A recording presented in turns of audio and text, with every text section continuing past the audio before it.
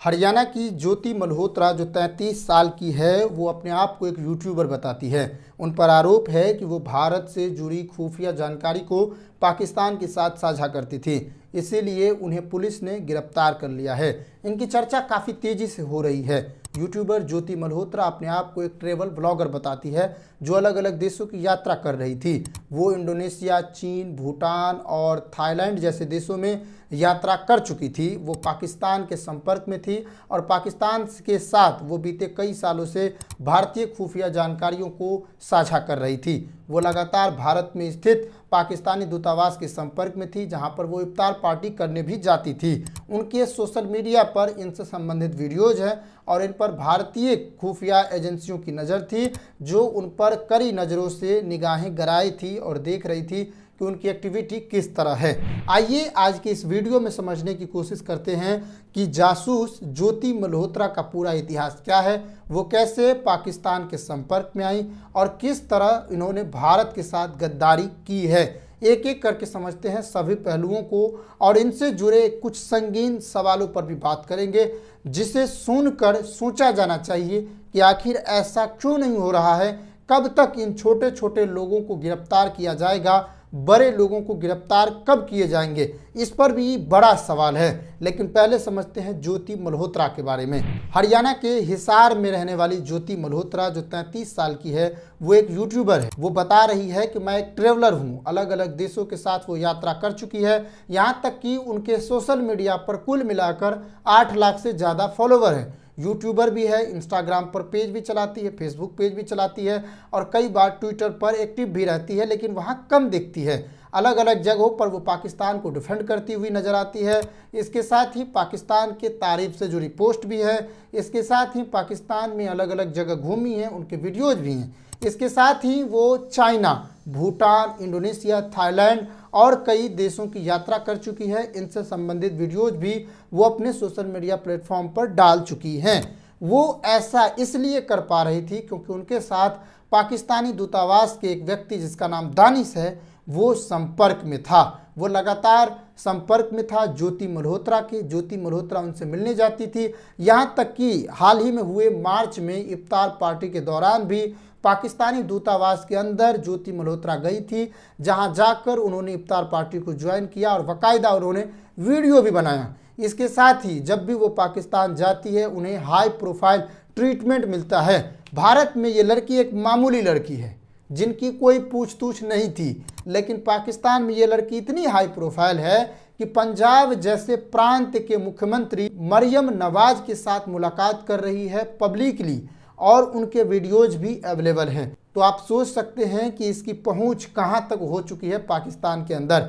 इसलिए वो लगातार अपनी हाई प्रोफाइल लाइफ को दिखा रही थी और काफ़ी लग्जरी लाइफ की शौकीन थी, जो जासूसी करके वो कमा रही थी और ये काम कर रही थी। उनके कई वीडियोज भी वायरल हैं। जब वो पाकिस्तान में घूमती थी तो उन्हें पाकिस्तानी पुलिस द्वारा सिक्योरिटी भी दिया जाता था।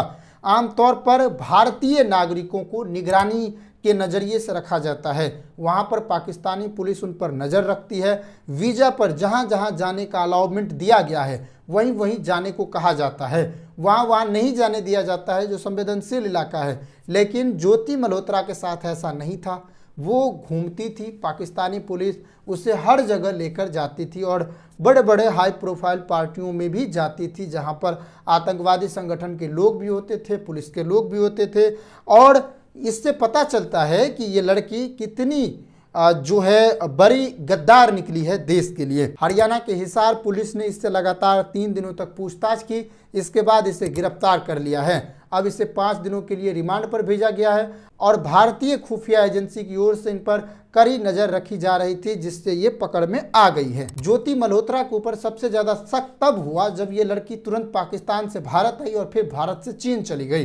तुरंत पाकिस्तान से आई और चीन गई, तब भारतीय खुफिया एजेंसियों की नज़र इन पर जोरदार तरीके से पड़ी और पता चलने लगा कि वो किस तरह की चालें चल रही है। हरियाणा के हिसार पुलिस के मुताबिक भारतीय खुफिया एजेंसी की ओर से ज्योति मल्होत्रा के ऊपर कड़ी नज़र रखी जा रही थी। उनको लाइमलाइट में तब लिया गया जब वो साल 2024 में पाकिस्तान से भारत आई और फिर 12 दिनों के लिए चीन चली गई। इसके बाद भारतीय खुफिया एजेंसियों को इन पर शक हुआ और इसके बाद से इनकी जिस तरह की गतिविधियां रही, खास करके ऑपरेशन सिंदूर के समय, जैसे कि ऑपरेशन सिंदूर के समय वो वीडियो पोस्ट करके पाकिस्तान को डिफेंड कर रही थी और भारतीय लोगों को जिम्मेदार बता रही थी, तब से इन पर और शक गहराया और लगातार कई आधारों को ठोस मानकर उनको गिरफ्तार किया गया, रिमांड पर लिया गया।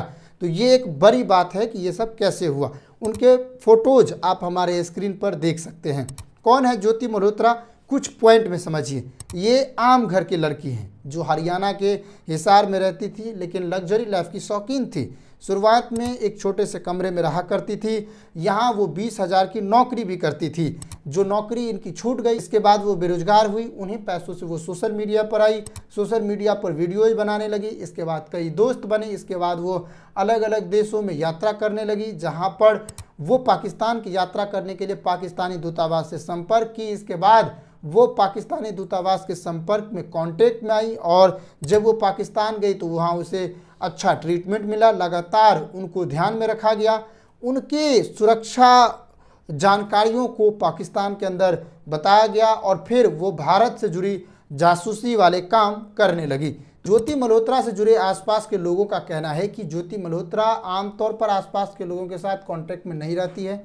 वो वहाँ के आसपास के किराना दुकान के संपर्क में भी नहीं रहती है और फिर वो लगातार बाहर की यात्राएं करती हैं। उनके पिता तक को भी नहीं मालूम है कि वो किस तरह की काम करती है। उन्हें नहीं मालूम कि यूट्यूब पर किस तरह के वीडियोज आते हैं।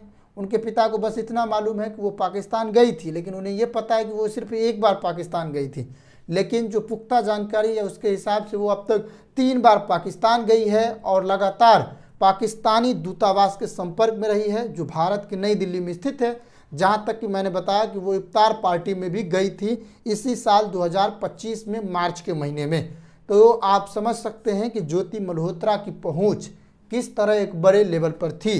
ज्योति मल्होत्रा के साथ ही पंजाब, हरियाणा और राजस्थान से जुड़े इन इलाकों से लगभग 6 लोगों को गिरफ्तार किया गया है, जिन पर सेम आरोप है कि वो भारत के साथ जासूसी कर रही थी या कर रहा था। उसमें एक मुस्लिम महिला भी शामिल है और कई लोग भी शामिल हैं, जिसमें हिंदू भी हैं और मुसलमान भी हैं। तो अब इस नज़रिए से भी इसको देखा जा रहा है कि जो लोग भारत के साथ गद्दारी कर रहे थे, जो भारत की खुफिया जानकारी को पाकिस्तान के साथ विदड्रॉ कर रहे थे, उन लोगों को किस शब्दों से नवाजा जाना चाहिए। लगातार ज्योति मल्होत्रा सुर्खियों में है और उन पर चर्चाएं हो रही हैं। उनके अलग अलग वीडियोज वायरल हैं। आप एक बात समझिए, सबसे बड़ी बात कि ये जो भी आदमी हैं, ये एक छोटे आदमी हैं। जिन लोगों को अभी गिरफ्तार किया गया है ये छोटे मोटे जासूस हैं, लेकिन बड़े बड़े जासूस वो लोग हैं जो इन लोगों तक खुफिया जानकारी मुहैया करवाया है। ये छोटे लोग जिनके पास बेरोजगारी थी, नौकरी नहीं थी, वो लोग पाकिस्तान के संपर्क में आए और फिर किन लोगों के संपर्क में आई और किन लोगों ने इसे भारत से जुड़ी खुफिया जानकारी दी। आखिर भारत से जुड़ी खुफिया जानकारी किसके पास है? पीएमओ के पास है, एचएमओ के पास है, रक्षा मंत्रालय के अधिकारियों के पास है।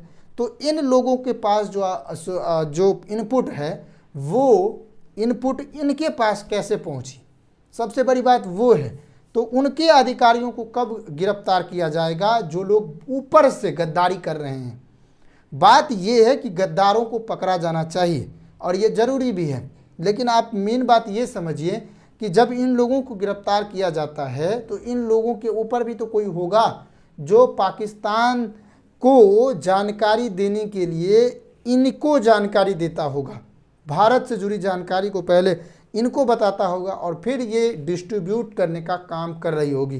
तो उन लोगों को पकड़ा जाना ज़रूरी है। हर बार छोटे मोटे लोगों को पकड़ा जाता है, बड़े बड़े लोग ऐशो आराम में रहते हैं। तो ज़रूरत है उन पर कार्रवाई करने की। ज्योति मल्होत्रा तिरंगे के साथ फ़ोटो लेती थी, लेकिन वो तिरंगे के साथ देशभक्ति नहीं दिखा रही थी, बल्कि वो गद्दारी कर रही थी। इसीलिए ये कहना उचित होगा कि हर तिरंगा पकड़ने वाला आदमी या लड़की देशभक्त नहीं हो सकती है, वो गद्दार भी हो सकती है, जैसे कि ज्योति मल्होत्रा वाले केस में सामने आया है। ज्योति मल्होत्रा लंबे समय से फेसबुक, इंस्टाग्राम, यूट्यूब पर एक्टिव थी और इस तरह के काम कर रही थी। उनके ऐसे ऐसे वीडियोज हैं जिनसे कई सवाल भी उठ रहे हैं। तो आपको क्या लगता है इन सब चीज़ों को जानकर कमेंट करके बताइएगा। नमस्कार, जय हिंद।